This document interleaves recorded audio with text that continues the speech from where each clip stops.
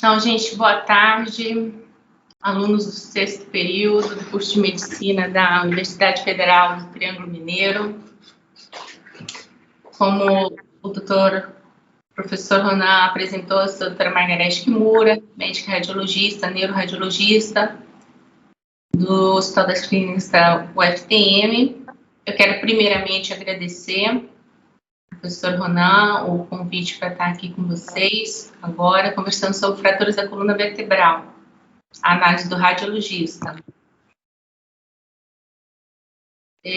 Primeiramente, eu trouxe esse slide para mostrar para vocês o que a gente vai discutir, né? Vamos falar a diferença do trauma raquimedular e raquidiano, o exame radiológico, que é constituído pelo raio-x, a tomografia computadorizada, a ressonância magnética. Vamos falar sobre a localização das fraturas, alguns dos principais tipos de fratura, o que eu chamo de mimics, que são imagens que podem mimetizar fraturas, as considerações finais e referências. Essa é uma imagem da coluna vertebral, é uma imagem de ressonância magnética, pesada em T2, nós chamamos ela de compose. Por quê? Porque o técnico em radiologia fez um exame da coluna cervical, dorsal e lombar, e depois ele fez uma composição de todas essas imagens para a gente poder ter uma visualização de todas as vértebras, né? E poder contar C1, C2, C3, C4, C5 e assim em diante. Nessa imagem de ressonância magnética, pesada em T2, fica muito evidente esse branco que a gente chama de hipersinal na sequência, que a gente vê muito bem do líquor. Vejam o líquor do saco dural, a medula espinhal, que tem esse hipossinal, né, sinal preto, a medula cervical, dorsal e lombar, as raízes nervosas, aqui da cauda equina. Nós vemos também as vértebras cervicais, dorsais, lombares e sacral, os processos espinhosos das vértebras. Vemos aqui parte do crânio, né? Vemos também aqui a gordura do tecido subcutâneo. Então, essa é uma imagem que possibilita a gente ver bastante estrutura anatômica. E vamos diferenciar, então, o que é o trauma raquimedular do trauma raquidiano. O trauma raquimedular vai existir lesão de estruturas da coluna vertebral, sejam elas vértebras, discos intervertebrais, ligamentos, musculatura paravertebral, mais a lesão da medula espinhal e de raízes nervosas. No trauma raquidiano, não vai ter déficits neurológicos, não vai ter lesão da medula espinhal e de raízes nervosas. Então, o trauma raquidiano ele pode ser feito um segmento ambulatorial com exames de imagem de acompanhamento. Já o trauma raquimedular, o paciente vai passar por toda uma análise neurológica e vai ser classificado. Hoje em dia, a classificação mais completa e mais utilizada é a classificação ASIA, em que vai se ver que nível de lesão neurológica ele tem. Né? A gente vê aqui representado nesse corpo humano os dermátomos de acordo com os níveis da coluna vertebral, né? E os níveis de lesão. Pode ser mais de um nível, vários níveis.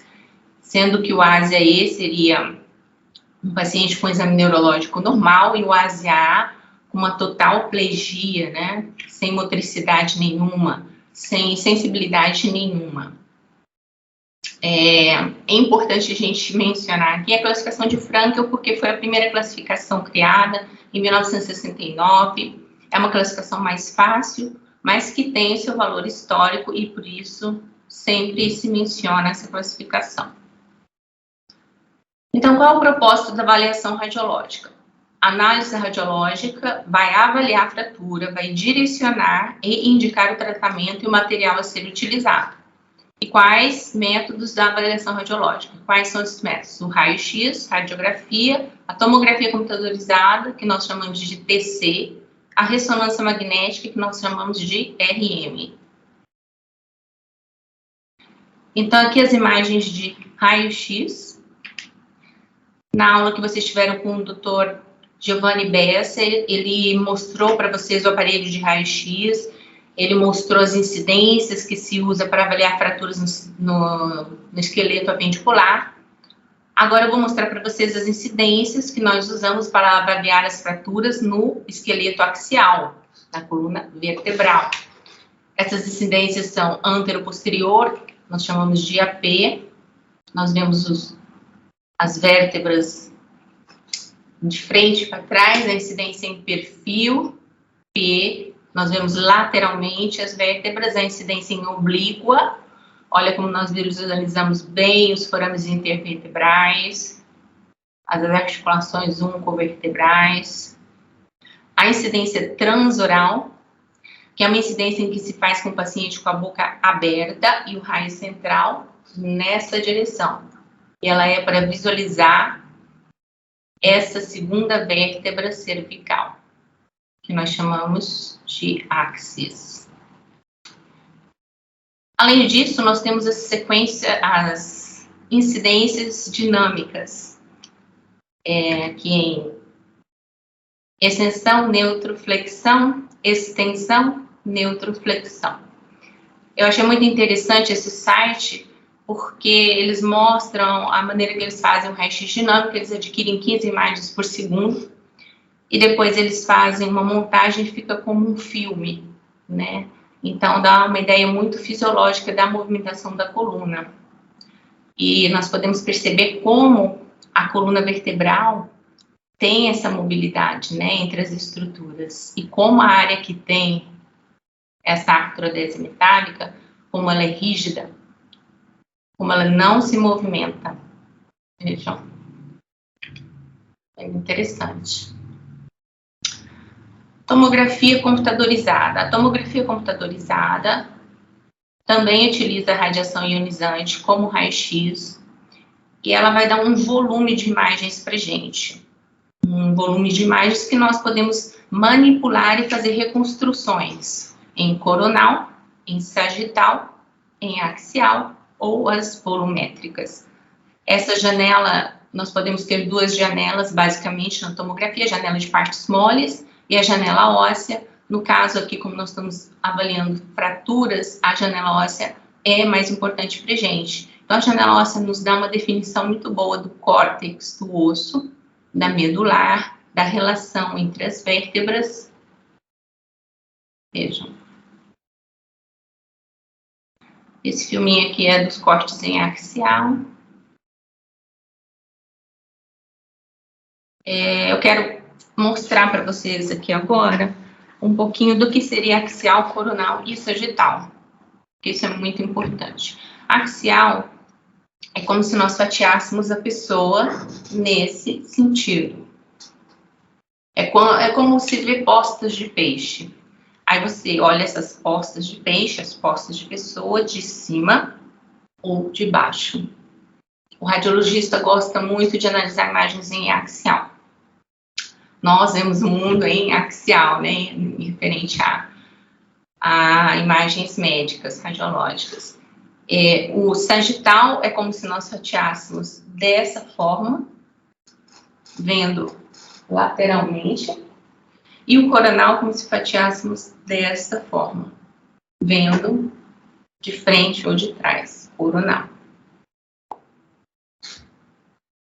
Isso é muito importante, ter essa noção tridimensional da anatomia, para a gente descrever estruturas anatômicas e para descrever as lesões nas estruturas anatômicas. A imagem de ressonância magnética, essas imagens estão em sagital, estamos vendo a coluna de lado. Aqui está a boca, o nariz anterior, aqui está a cabeça posterior. Isso é uma convenção radiológica internacional. Anterior sempre para esse lado, posterior sempre para esse lado. Na imagem axial, aqui sempre é o lado direito, aqui sempre é o lado esquerdo. Aqui é uma imagem de ressonância magnética pesada em T1, em que a gente vê o líquor preto com hipossinal, tecido nervoso com este isosinal. Nessas imagens pesadas em T2 estiro, o líquor está branco, brilhante, e o tecido nervoso está com um hipossinal. Nessa imagem axial, ó, veja como a gente observa bem a amplitude do canal raquiano. O líquor em volta, contido pelo saco dural, a medula centralmente, o corpo vertebral, processo transverso direito, esquerdo, processo espinhoso, lâmina direita, lâmina esquerda, arco costal direito, arco costal esquerdo, traqueia, tireoide, lobo direito, lobo esquerdo, artéria carótida comum direita, veia jugular direita, veia jugular esquerda, artéria carótida comum esquerda. Então, em se analisando fraturas da coluna vertebral, nós temos que ter em mente alguns conceitos. Um desses conceitos é sobre como analisar as imagens de raio-x, de tomografia ou de ressonância magnética. O que eu levo em consideração para saber se tem uma fratura? Obviamente, eu vou ver se o corpo vertebral está reduzido de altura e comparar ele com os demais corpos vertebrais, se existem traços de fratura e de rompimento. E, principalmente, eu vou analisar o que nós chamamos dessas 4 linhas. Essas linhas são linhas de alinhamento das vértebras. Essa linha primeira aqui é chamada de linha vertebral anterior. Por quê? Porque ela acompanha a margem anterior dos corpos vertebrais, seja na região cervical, dorsal, lombar, sacral, coxígea. Então, ela tem que ser uma linha congruente, que está, todos os elementos vertebrais estão congruentes e com a extremidade nessa linha. Essa é a linha vertebral posterior, ao longo da margem posterior dos corpos vertebrais. Essa é a linha espinolaminar, ao longo da transição laminar e base do processo espinhoso. Ó, mas tem que ser uma linha contínua, retilínea. Todos esses elementos têm que estar aqui. Se tiver um que está saindo para cá, opa, está descontínua a linha. Essa linha interespinhosa que passa ao longo da margem posterior de todos os processos espinhosos. Então, isso aqui nós vamos ver o alinhamento das vértebras. E existe um outro conceito muito importante que é chamado conceito de Dennis. Dennis percebeu e descreveu o seguinte, que a coluna vertebral pode ser dividida em 3 colunas. A coluna anterior, a coluna média e a coluna posterior. A coluna anterior é constituída pelos 2/3 anteriores do corpo vertebral, 2/3 anteriores do disco intervertebral e ligamento longitudinal anterior. A coluna média pelo 1/3 posterior do disco intervertebral, do corpo vertebral, ligamento longitudinal posterior. E a coluna posterior é constituída pelas facetas articulares, pelo ligamento interespinhoso, supraespinhoso, pelas lâminas e pelo ligamento amarelo, que aqui não está desenhado.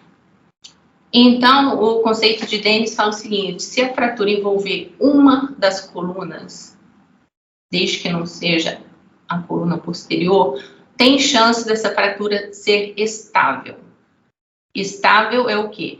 É de que essa fratura pode ser tratada clinicamente, porque não vai levar a maior lesão nervosa, ou que vai envolver em deformidade.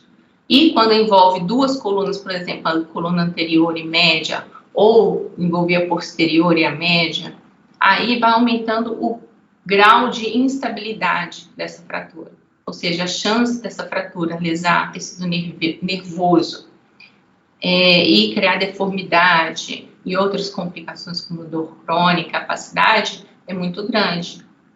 E isso tudo vai ditar o tratamento, né? Se vai ser um tratamento conservador, ambulatorial, ou se vai ser um tratamento cirúrgico. Então, existem, assim, inúmeras classificações para as fraturas. São classificações complexas, muito detalhadas, elas levam em consideração, geralmente, o mecanismo de força que levou à fratura, como a gente vê aqui desenhado nesse quadro, né?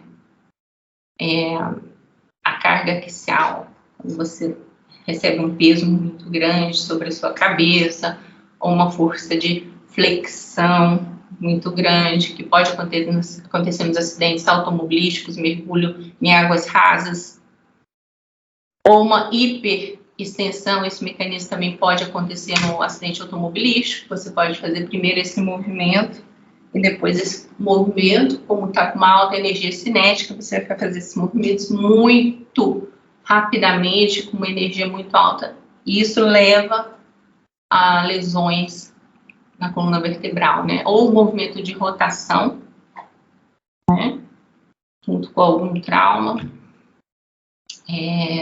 Pode ter movimentos complexos em que se une rotação, hiperextensão, uma lateralização com flexão forçada. E vejam essa classificação AO. A classificação AO eu trouxe somente para vocês verem, viu, gente? Não se preocupem com a diversidade de letras aqui de classificações. Só para saber que existe a classificação AO, que ela fala em classificação A, B e C, de acordo com a parte da vértebra que compromete, e que existe ela para a coluna cervical, alta, baixa, dorso lombar e sacral. Tá bom? Essas classificações vão orientar, na maior parte do tempo, o tratamento a ser feito para o paciente. Então, a localização das fraturas. Temos as fraturas localizadas na região occipito-cervical, na região subaxial, que seria de C3 a C7, na região torácica lombar, ou dorso lombar, que vai de D1 a L2, na região sacropélvica, que são as fraturas sacrais, e tem também as fraturas coxígeas. Lembrando que a primeira e segunda vértebras vertebrais, elas recebem epônimos, elas são chamadas de atlas, a primeira, e de axis, a segunda. Então, vamos ver aqui a fratura do côndilo occipital. O côndilo occipital faz parte da base do crânio. Então, ele articula com a nossa primeira vértebra, que é o atlas. Geralmente são fraturas raras na prática clínica, são fraturas, em geral, graves. No entanto, existem esses tipos de fratura 1 e 2, que no caso aqui, nessa imagem gentilmente cedida pelo Dr. Hélio, a gente vê, ó, nesse côndilo occipital aqui, côndilo occipital esquerdo, no direito, a gente segue a cortical e vê que tem uma interrupção da cortical óssea nesse ponto. E depois ela continua aqui. Nessa imagem nós vemos que tem um fragmento ósseo aqui, ou seja, o traço de fratura está aqui. Só existe fratura deste lado esquerdo. Essa é considerada uma fratura estável e o tratamento dela é conservador, com o colete cervical rígido ou com, nós chamamos de haloveste. Esse haloveste, eles fazem os orifícios na calota craniana, colocam o halo craniano fixado junto ao colete que a pessoa veste, né, para manter aquilo ali fixo até esse fragmento se consolidar. As fraturas do côndilo occipital também podem ser fraturas instáveis, serão as fraturas do tipo 3. Geralmente são quando tem lesões associadas dos ligamentos da transição crânio-vertebral. Esses ligamentos têm o ligamento alar de asas, né? Ele tem um formato em asas e ele liga o processo odontoide ao côndilo occipital. Quando existe uma ruptura desse ligamento alar, essa articulação fica muito instável. Pode até acontecer isso aqui, que é uma dissociação crânio-vertebral. Olha como esse espaço está aumentado. Esses ligamentos mantêm toda a estabilidade dessa movimentação crânio-vertebral. E, estando instável, isso vai levar à lesão da medula cervical e é muito grave, né? Então, existem outros ligamentos aí também, viu, gente? Tem a membrana tectória, tem o ligamento transverso, tem uma série de ligamentos. Mas foge ao escopo, a gente está discutindo todos esses ligamentos, né? Eu só estou querendo mostrar para vocês aqui. Essa fratura do côndilo occipital pode ser instável, né? associada à lesão dos ligamentos, e geralmente o tratamento é o quê? É cirúrgico e é uma fixação occipito-cervical. Então, vamos para a primeira vértebra, que é o Atlas. O Atlas Por que esse nome, Atlas, né? Na mitologia grega, Atlas é um dos filhos dos titãs, ele é um titã também, e conta a história, né, que houve uma rebelião no Olimpo e que ele foi um dos perdedores, e que Zeus, como castigo, condenou Atlas a carregar todo o firmamento e a terra sobre as costas por toda a eternidade. Essa nossa vértebra chama-se assim porque ela carrega todo o peso, né? Sustenta a nossa abóbada craniana. No caso, essa paciente, ela tem uma fratura do Atlas, desse arco neural anterior do Atlas. A gente vê aqui o traço de fratura, a setinha está mostrando. E é só do lado esquerdo. Estão vendo? Não tem do lado direito, ela está bem alinhada. Essa paciente foi uma paciente politrauma. Se a gente ver a fossa posterior dela, ó, ela tem sangue junto à tenda do cerebelo, ela tem hemorragia subaracnoide no polo occipital. Isso é a realidade. Os pacientes de politrauma, eles têm inúmeras lesões, né? E se a gente for observar, essa paciente tem uma lesão na medula. Veja essa área de hipersinal, essa área brilhante na medula. Mas essa lesão na medula aqui está distante do Atlas, né? O Atlas está aqui, a amplitude do canal aqui nesse nível está preservada. O Atlas tem uma fratura simples, alinhada, estável, né? Então, essa lesão que essa paciente tem na medula aqui é secundária a uma outra doença, uma doença discostaftária, ele tamanho da hérnia quilotécnica. Então, essa lesão na medula é secundária a essa hérnia. Veja no corte axial como esse complexo discostaftário reduz a amplitude da coluna e a medula como ela está comprimida aqui. Nessa imagem sagital paramediana, né, nós vemos as facetas articulares e um edema nela. Ela tem toda uma doença degenerativa. Então, nós podemos ver várias patologias no mesmo paciente e isso é a rotina, isso é muito comum.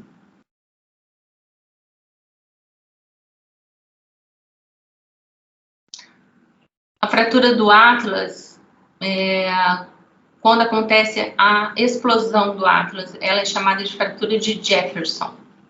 Veja que no exemplo anterior só tinha uma fratura aqui. Nesse paciente existe uma fratura aqui, no arco anterior à esquerda, à direita e posteriormente à direita. Vejam, essa fratura não é uma fratura instável. Ó, essa fratura não é uma fratura estável, ela é uma fratura instável, né? É bem diferente da fratura anterior. Essa incidência, essa aqui é uma imagem de tomografia, né? Nós estamos vendo a segunda vértebra, que é o áxis. Essa vértebra tem um dente que nós chamamos de odontoide. Essa daqui é o Atlas. As massas laterais do Atlas. Então, nós vemos que as massas laterais do Atlas estão lateralizadas em relação à margem mais lateral do áxis, ó, dos dois lados. E essa distância entre a massa lateral direita e o processo odontoide está totalmente diferente da distância à direita e à esquerda. A esquerda está muito maior. Ó, na imagem de raio-x, aqui o C1, Atlas, C2, o áxis. Olha a distância, como aqui é maior do que aqui. Isso nos mostra que existe uma fratura aqui instável e que tem ruptura de ligamentos. No caso, o tratamento para essa fratura instável é o halo craniano. Ó, veja ele aqui, colocado com os orifícios, eles vão com a furadeira, faz os orifícios, coloca o halo craniano e existe uma tração desse halo craniano com pesos para elevar, tirar a carga dali e ajudar a ter uma consolidação ali com as estruturas no lugar certo. Pode ser feito também o tratamento cirúrgico, um pino e a marrilha posterior. Isso depende, é uma escolha do cirurgião, da experiência dele, do tipo de fratura, do material disponível. Vamos falar agora da fratura do áxis, que é a segunda vértebra. Essa fratura, ela é muito famosa, é a fratura do enforcado, é chamada de Hangman's Fracture. Essa fratura é a fratura quando a pessoa se enforca ou ela é enforcada. Esse é o tipo de fratura que acontece. É uma espondilólise traumática da pars interarticular do C2, né? O áxis. Olha aqui o traço de fratura de descontinuidade desse corpo vertebral com a lâmina.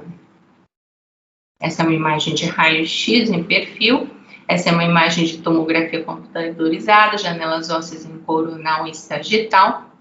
E essa já é outro tipo de fratura, tá? Não é essa primeira fratura aqui, essa aqui é uma fratura que envolve apenas o processo odontoide. Veja aqui o traço de fratura. Rompimento da cortical e da medular. Veja em sagital, nessa imagem. Tem até um fragmento ósseozinho aqui. Aqui nós temos umas imagens em sagital, na tomografia computadorizada. Desse exemplo anterior, veja como nós vemos bem o fragmento ósseo para dentro do canal vertebral. A reconstrução em 3D, veja a fratura aqui.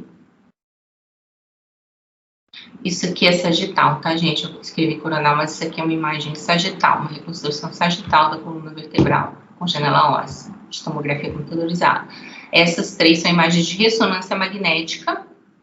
E veja como a gente enxerga bem o comportamento dessa fratura, como ela comprime a medula, como a gente vê bem a medula, o encéfalo. Veja, o líquido, como reduz a amplitude do canal raquiano. A ressonância magnética, ela dá muito detalhe das partes moles, né? Tem uma definição de tecidos muito grande. Então, para avaliação neurológica, a ressonância magnética é imbatível. Veja essa imagem axial, como o canal vertebral está reduzido, fragmento ósseo, comprimindo a medula aqui. E a tomografia computadorizada é o melhor método para se avaliar o osso, os fragmentos ósseos, para fazer um planejamento cirúrgico, ela é completamente essencial. Então, essa fratura do áxis, como ela é tratada, as fraturas instáveis, né? Eu coloquei fratura tipo 3, a fixação é cirúrgica, seja com um parafuso, aqui fixando o odontoide, né? Essa é a segunda vértebra, a primeira vértebra. Seja uma fixação, uma artrodese posterior com parafusos no atlas e no áxis.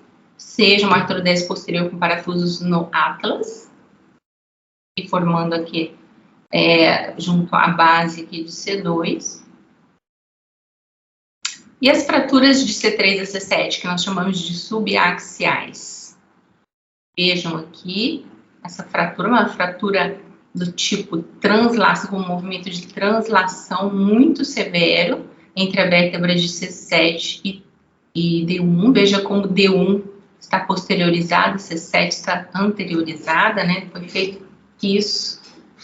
Veja o complexo ligamentar posterior, como está completamente dissociado do resto da coluna.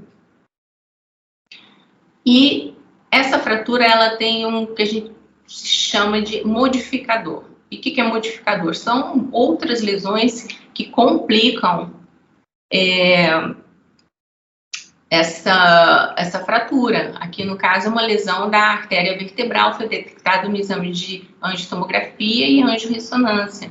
Ó, esse exame de angiotomografia injetamos contraste, vemos muito bem a artéria vertebral esquerda opacificada pelo contraste e a direita não opacificada pelo contraste, muito pouco opacificada pelo contraste. Na imagem de angiorressonância, em que nós temos saturação de gordura, está tudo apagado aqui, nós vemos a presença de sangue brilhando na parede do vaso. Na reconstrução em 3D, nós vemos a área de dissecção do vaso, com redução do fluxo, e a presença do trombo aqui. Isso pode acontecer porque assim, as artérias vertebrais, elas correm dentro dos processos transversos das vértebras cervicais. Então, pode acontecer lesões vasculares. Fraturas instáveis subaxiais são fixadas cirurgicamente também, seja anterior, posterior ou anteriormente, posteriormente. As fraturas dorso-lombares. Então, as fraturas dorso-lombares são 90% dos casos de fratura. E geralmente elas são por osteoporose, né? Uma redução da mineralidade do osso. Vejam este corpo vertebral como ele está reduzido de altura em relação aos demais corpos vertebrais. Veja a linha de impactação óssea devido a essa compressão, fratura compressão do platô vertebral superior de L4. Essa é uma imagem de raio-x. A imagem da ressonância, vemos um pouco de edema aqui, junto à área de impactação óssea. Este é um outro caso de um paciente também com osteoporose, que tem duas fraturas de estresse, que chamamos em cunha, né, porque existe sempre uma maior redução do corpo vertebral anteriormente do que posteriormente. No caso, esse paciente tem uma retropulsão do pequeno fragmento para o interior do canal vertebral. Veja como o osso dele, nós vemos essas linhas longitudinais dentro do osso. E uma densidade muito reduzida. Esse paciente tem uma osteoporose severa, né? Não é à toa que teve essas duas fraturas de estresse. Aqui uma outra fratura de estresse com a imagem em ressonância magnética. Nós vemos o edema na sequência estirada medular desse corpo vertebral e deste corpo vertebral. A sequência pesada em T1, mais anatômica, mostrando fragmentos se insinuando para o interior do canal vertebral. Veja como aquelas linhas, né? A linha longitudinal posterior está perdido o alinhamento aqui dessa vértebra em relação a ela, tanto anteriormente quanto posteriormente. Veja a imagem axial, quando o fragmento entra para dentro do canal vertebral, como ele reduz a amplitude desse canal raquiano. Aqui, nesse nível, nós estamos vendo apenas as raízes nervosas. Estamos vendo mais ou menos nesse nível aqui. As fraturas de estresse, elas podem acontecer também nos jovens, né? Dependendo da atividade física da pessoa, se ele é um atleta ou não. E essa fratura, ela é detectada somente na ressonância magnética, com a sequência STIR. E o que nós vamos ver nessa fratura? Nós vamos ver um edema nos pedículos. No caso, essa ginasta, ó, o edema nos pedículos dela, D10 e D11.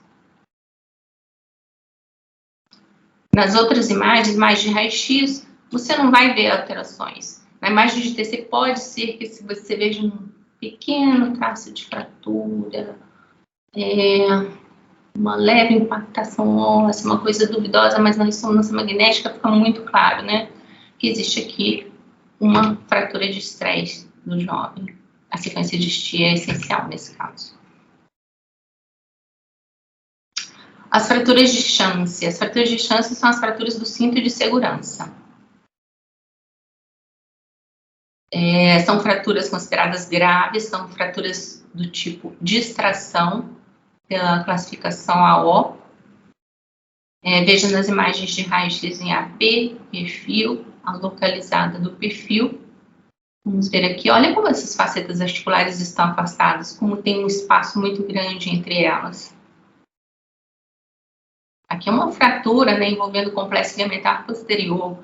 Nós vamos ver aqui, existe uma fratura, ó, caminhando neste sentido, fora a redução da altura deste corpo vertebral anteriormente.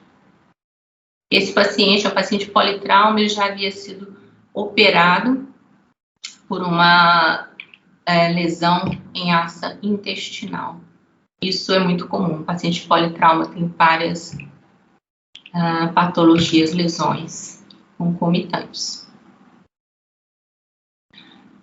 Nessa avaliação do raio-x, também o que é importante, a gente vê que nessa incidência antero-posterior, em que nós vemos os processos espinhosos, ó, estão circundados por esses círculos amarelos.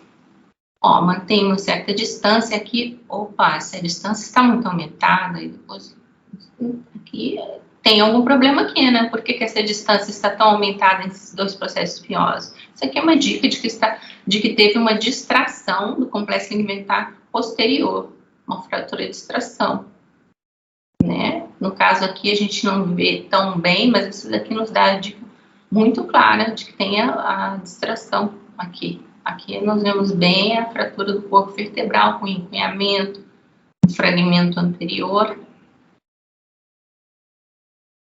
A ressonância magnética, mostrando aqui muito bem as áreas de edema de lesão do complexo ligamentar posterior. Aqui é o ligamento amarelo, que é ligamento interespinhoso e supraespinhoso. Veja como fica este brilho, este hipersinal em estiro.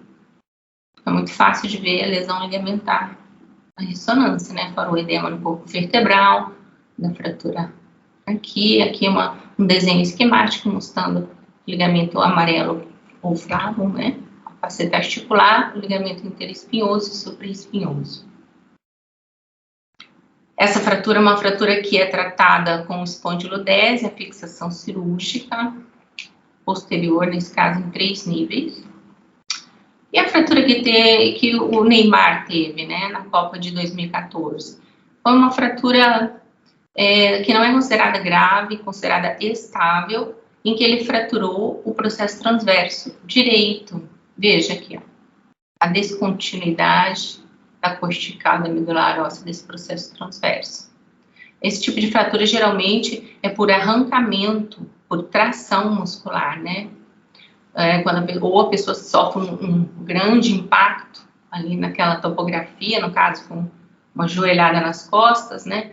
Tem uma tensão muscular e o músculo que se insere aqui arranca esse pedaço de osso. O tratamento é descanso, né?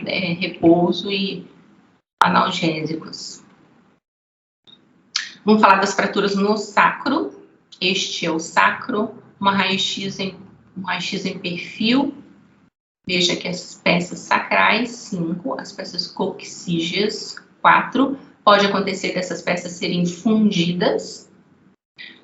E aqui eu trouxe para vocês uma fratura muito comum, que é uma fratura no idoso, que é essa fratura com essas linhas verticais. Na tomografia computadorizada, nós vemos essas linhas com impactação óssea. Na ressonância magnética, essa área de edema na asa sacral. É uma fratura que dá muita dor. É um tratamento geralmente conservador. Aqui na ressonância magnética, pesada em T1, mostrando bilateralmente as fraturas de estresse em ambas as asas do sacro. Existem outros tipos de fratura no sacro também, tá, gente? Existem quando elas são as fraturas horizontais ou combinadas, e às vezes o tratamento pode ser cirúrgico, sim. Mas no geral, a maioria das fraturas são essas fraturas de estresse. E fraturas do cóccix? Existem as fraturas do cóccix. Eu me lembro que as fraturas do cóccix acontecem quando as pessoas caem sentadas.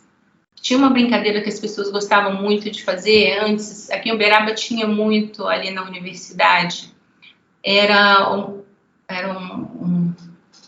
negócio insuflado como um balão, eles jogavam água com sabão e ficavam escorregando ali, tomando a bola, jogando a bola para um lado e para o outro, e muitas pessoas nessa brincadeira caíam sentadas e acabavam lesionando o sacro. Aqui nessa imagem de raio-x em perfil, a gente vê a solução de continuidade da cortical dessa peça coxígea. Deve ser a primeira peça coxígea, que é o sacro. Está muito localizada essa imagem, ó, veja como está irregular cortical. No caso, essa paciente fez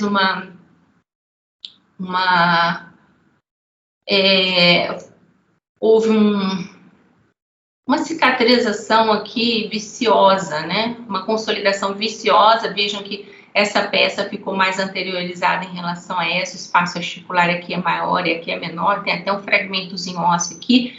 Então, ficou uma consolidação viciosa e que está acarretando dor para a pessoa. Nós fazemos a ressonância e vemos que tem um edema nas partes moles adjacentes aqui, que isso é decorrente do trauma mecânico, né? Não está muito bem posicionada e está ocasionando um trauma mecânico das estruturas moles adjacentes. Um tipo de complicação que pode acontecer dando dor no cóccix, chamamos de coccydemia. Bom, essa classificação aqui, que é uma classificação que veio tipo para competir com a classificação da O, porque ela é uma classificação mais simples, que é a Thoracolumbar Injury Classification and Severity Score, TLICS. Ela leva em consideração 3 preditores independentes, né? A morfologia, a integridade do complexo ligamentar posterior e o estado neurológico. Aí na morfologia, as fraturas vão ser de compressão, de explosão, por rotação, translação, por distração, como nós vimos em inúmeros exemplos.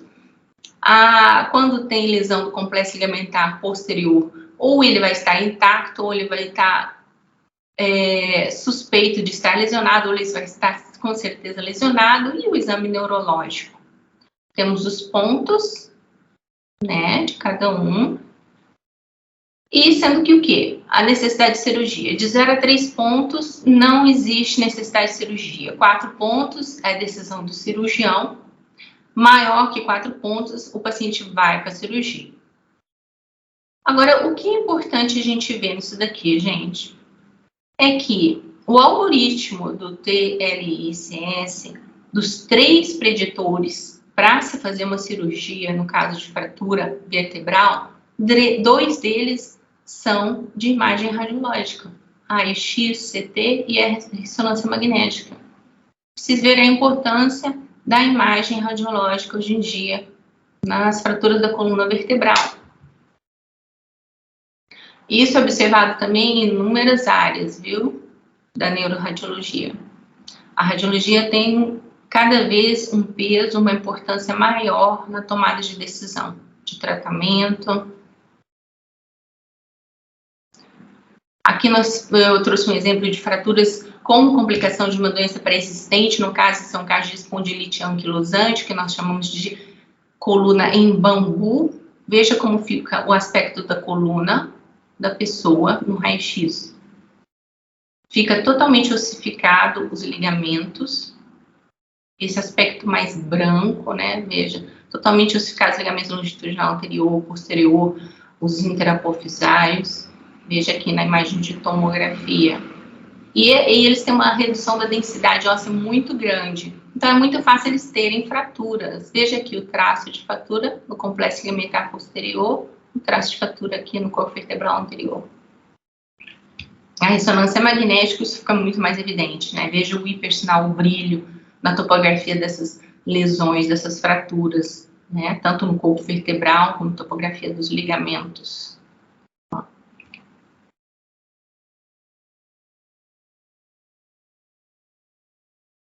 Esse daqui eu trouxe casos que mimetizam os mimics, fraturas vertebrais. Olha esses corpos vertebrais. Nossa, estão todos com redução da altura, uma depressão, tanto superiormente quanto inferiormente, em todos os níveis. Esse é um paciente jovem, 20 anos, 20 e poucos anos. Esse paciente, esses também são jovens. Veja como os corpos vertebrais vêm com os discos lisos, irregulares, com a altura do corpo vertebral uniforme, e de repente chega nesse nível, cerca de 4 corpos vertebrais, como reduz a altura discretamente anteriormente, existe uma irregularidade dessas placas terminais, tanto nesse caso como nesse, um discreto aumento da cifose, né? Então, serão isso fraturas? Não, isso não são fraturas, isso são os mimetizadores. No caso aqui, é uma paciente com anemia falciforme, esses defeitos nas placas terminais e secundária, densidade mineral óssea reduzida, e no caso aqui, é um paciente com uma osteocondrose chamada doença de Scheuermann, que traz essa irregularidade das placas vertebrais.